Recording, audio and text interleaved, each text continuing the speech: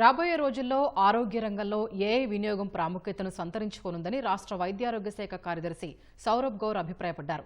Health డిజిటలైజేషన్లో రాష్ట్రం ఇప్పటికే ముందంజలో ఉందని, ఏఐతో అనుసంధానం జరిగితే మరింత వేగంగా ఫలితాలు వస్తాయని చెప్పారు.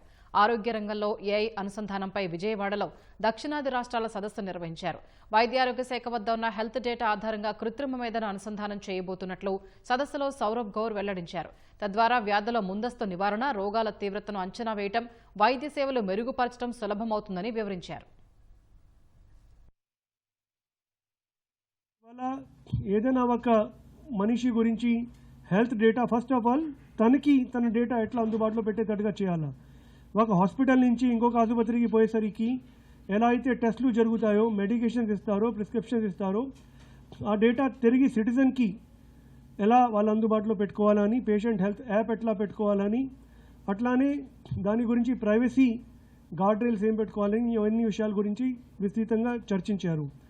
ఎథిక్స్ కూడా ఏముండాలా, ఏదైనా ఏమైనా డివైస్ పెడతా ఉంటే ఆ డేటా ఎక్కడ వెళ్తూ ఉంది, ఎవరికి షేర్ అవుతూ ఉంది, ఆ పాలసీ ఏమిటి అనేది కూడా చర్చించుకోవడం జరిగింది. రాబోయే కాలంలో ఏవైతే మన కొత్త ఇన్వెన్షన్స్ వస్తాయో వాటి గురించి ఎలా మన సంస్కరణలు ఏ విధంగా పెట్టాలా, ఏ విధంగా తయారు చేసుకోవాలని దాని గురించి కూడా చర్చించుకున్నాం.